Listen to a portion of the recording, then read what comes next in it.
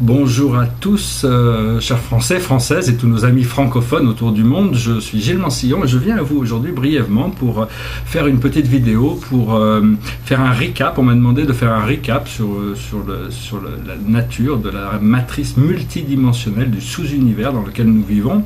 Alors bien sûr, ça s'appelle pas une vérité, c'est ma perception de la vérité. Si vous avez d'autres perceptions que celle-ci, suivez votre propre intuition, continuez dans vos propres, à travers vos propres perceptions. Parce que bon, de toute manière, d'un point de vue supérieur, il n'y a qu'une seule vérité, tout est connecté. Mais essentiellement, les êtres vivent, comme nous, en tant qu'êtres humains mortels, nous vivons dans une densité d'expérience qu'on appelle la troisième dimension. Et donc, cette troisième dimension, c'est une dimension sensorielle qui est perçue comme réelle par la personnalité de l'ego et qui est essentiellement reconnu comme réel à travers de l'expérience de nos 5 sens du corps physique. Les deux autres dimensions qui sont en dessous de nous sont des dimensions invisibles. C'est la première dimension. Toutes ces dimensions sont très vastes, il y a énormément de choses. On peut pas décrire le monde terrestre, peu importe, aussi longtemps qu'on pourrait en parler, on ne pourrait pas tout décrire du monde terrestre. Donc c'est pareil pour ces autres dimensions. Essentiellement, la première dimension, c'est la dimension des métaux précieux, des minéraux. C'est une dimension élémentaire qui est la substance qui permet à la deuxième dimension aussi de trouver sa substance. C'est aussi une dimension élémentale où les animaux, les plantes vivent, les petits bébés aussi, quand ils arrivent avant de prendre conscience de leur corps physique, les 3 premières années sont dans la deuxième dimension. Il y a beaucoup de niveaux dans toutes ces dimensions, c'est densité d'expérience. Par exemple, dans la 3e dimension, si vous êtes plein bonheur, en vacances, en train de profiter maximum de la vie, vous êtes en haut de la 3e dimension.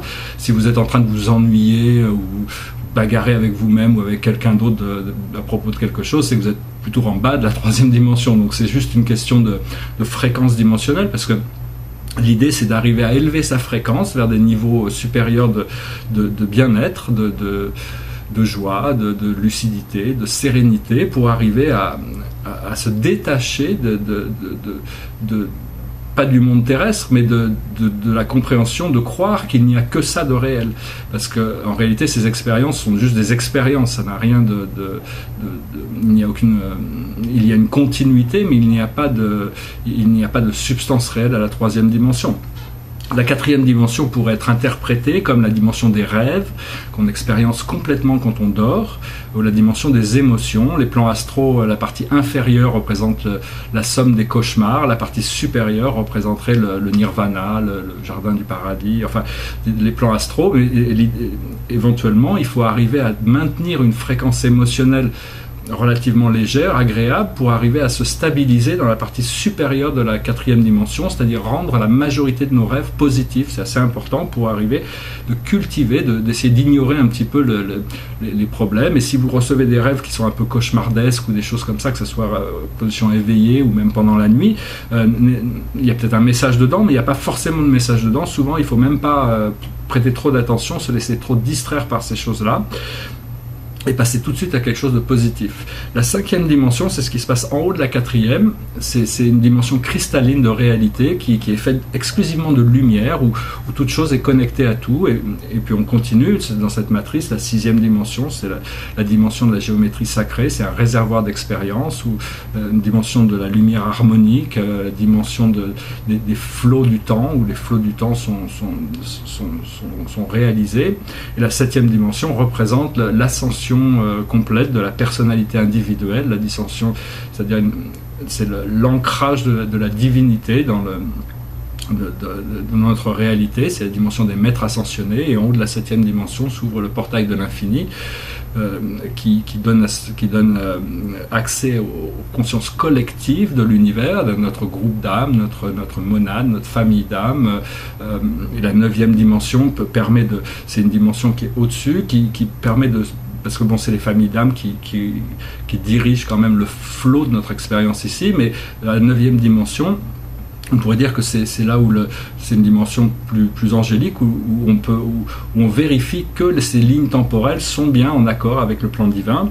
Après ça, on arrive à la 10e dimension, qui est une dimension que je ne connais pas très bien, mais qui est très très lumineuse. Parce que bon, quand on voyage dans cette dimension, même quand on est dans un corps physique, on peut voyager dans toutes les dimensions. Seulement, on atterrit souvent dans un sous-plan de ces dimensions qui nous donne juste un aperçu, un aspect de ces dimensions. Mais à partir du moment où on commence à devenir conscient de quelque chose, une seule fois, dans n'importe quelle dimension, ça veut dire qu'on a déjà, notre conscience est ouverte à cette dimension. Et après, bon, les autres dimensions sont des dimensions supérieures qui seront explorées plus tard. Bon, en réalité, nous sommes tous des êtres multidimensionnels. Nous ne sommes pas juste ici sur Terre. Nous avons l'impression d'être juste ici sur Terre, mais nous, en réalité, je sais pas, dans mon expérience, je suis sûr, je sais que nous vivons tous une double vie, que notre moi supérieur vit dans une dimension supérieure, et quand on s'endort la nuit, on retourne à notre moi supérieur, mais quand on revient, on ne peut revenir qu'avec des impressions, avec un rêve, avec un message, avec quelque chose. Bon, moi personnellement, maintenant c'est devenu une sorte, j'ai plus vraiment des fois ça m'arrive d'aller pratiquer des choses dans les plans astraux, d'avoir un rêve plus ou moins standard, mais c'est souvent plutôt des messages qui m'organisent par rapport à ma journée, quand je reviens de mon sommeil, disons.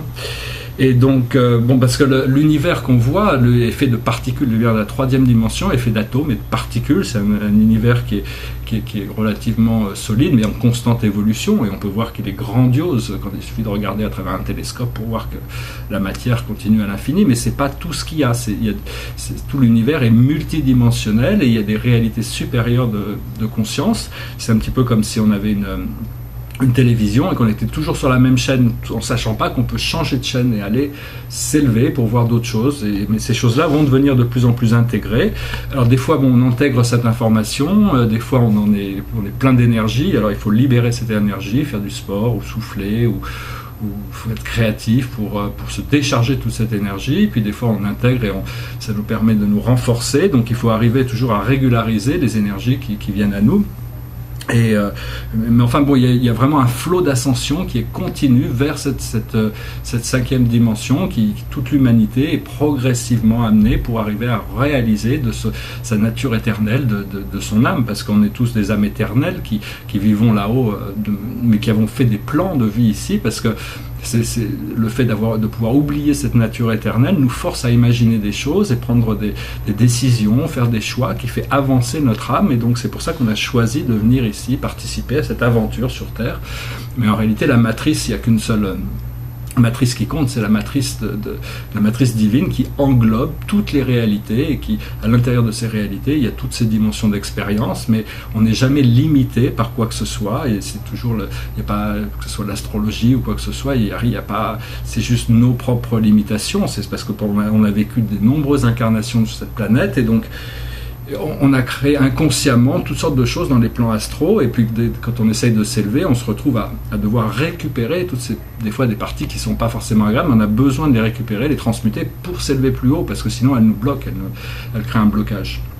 Donc il y a tout un procédé de purification qui est en train de se passer. Une fois qu'on aura passé avec patience et persévérance, on aura réussi à passer à travers ça, on va s'élever dans cette nouvelle dimension de lumière cristalline de la 5e dimension, et au-delà, bien au-delà après ça.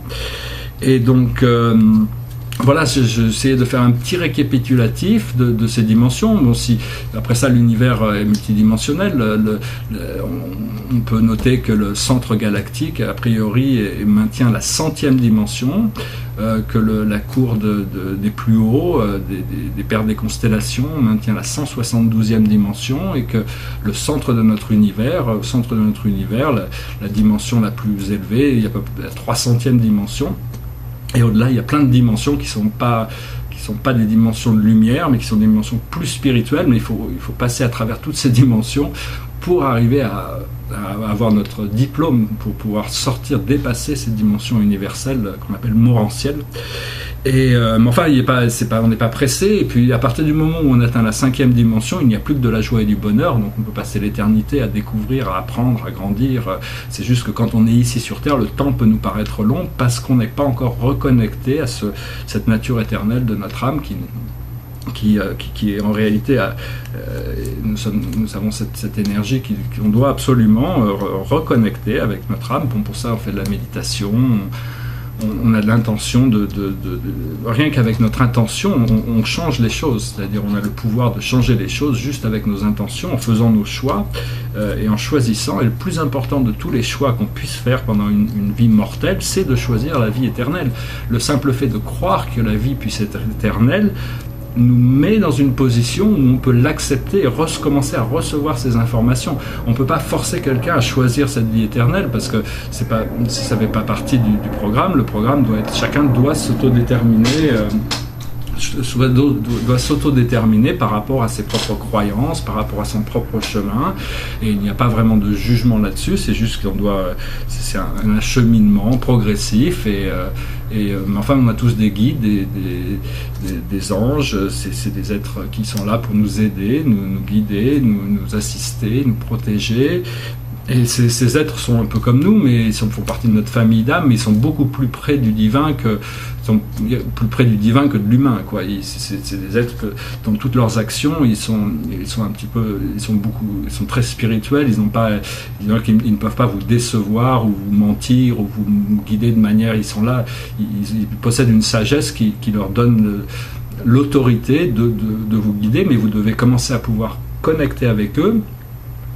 Et voir les signes et puis arriver à les suivre. Au plus vous pouvez les suivre, plus les choses vont avancer vite. Et ils sont dans la dimension, ils sont descendus de leur dimension spirituelle pour se mettre dans une dimension qui est celle qu'on veut atteindre. Donc pour arriver à les rejoindre dans cette dimension de lumière.